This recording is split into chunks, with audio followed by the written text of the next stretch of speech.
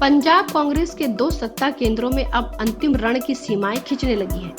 कांग्रेस के हाल ही में हुए टकराव का सबसे बड़ा केंद्र 25 विधानसभा हलकों वाला और रावी और व्यास दरिया के मध्य वाला इलाका मांझा बना है। लगता है कि आगामी युद्ध की लड़ाई का रण भी मांझा ही बनेगा। मांझा में कांग्रेस के चल रहे आपसी महाभारत में सेनापति बदलने के तगड़े संकेत मिलने लगे हैं। 2 खेमों में बटी कांग्रेस, जिसमें एक धड़े के पास पार्टी की सरदारनी यानी प्रधानगी है और दूसरे के पास सरकार है। अब प्रधान नवजोत सिंह सिद्धू और मुख्यमंत्री कैप्टन अमरिंदर सिंह की आपसी जंग की पहली भिड़ंत का गवाह बनने वाला है मांझा। वैसे मांझा में जर्नैलों की हमेशा तूती बोलती रहती है, वो चाहे अकाली राजनीति हो या कांग्रेस की सियासत।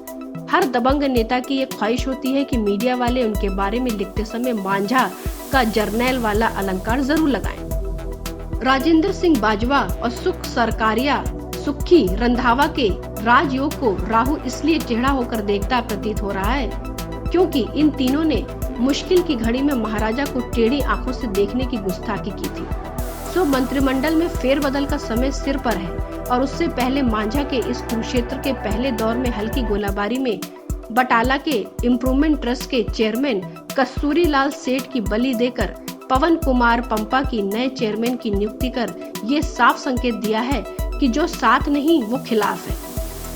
उल्लेखनीय है कि जिस प्रधान को उतारा गया है वो पंचायत मंत्री राजेंद्र सिंह बाजवा का खास था।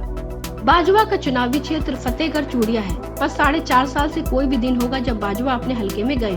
वे शुरू से ही अपना विधानसभा क्षेत्र बटाला को ही मानकर चल रहे थे और कैप्टन के आशीर्वाद था, सो अपनी टीम बनाने के उद्देश्य से बाजवा ने अपने मतलब का चेयरमैन भी लगवा लिया था ताकि चुनावी दौरे पर लाभ मिल सके।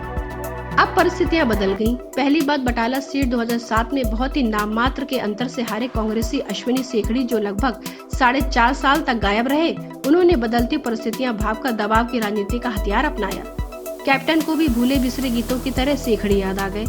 उन्होंने एक बोर्ड का चेयरमैन बनाकर अगली बार का टिकट बटाला से ही देने का आश्वासन देकर बाजवा के पैरों तले की जमीन को हिला दिया है। इसका बड़ा सीधा अर्थ है कि मांझा के 3 ताकतवर मंत्रियों को यदि कैप्टन ड्रॉप करना चाहते हैं तो एक हैवी वेट को साथ में रखना ही पड़ेगा और प्रताप सिंह बाजवा से बड़ा मांझा का हैवी वेट कांग्रेसी कोई नहीं है।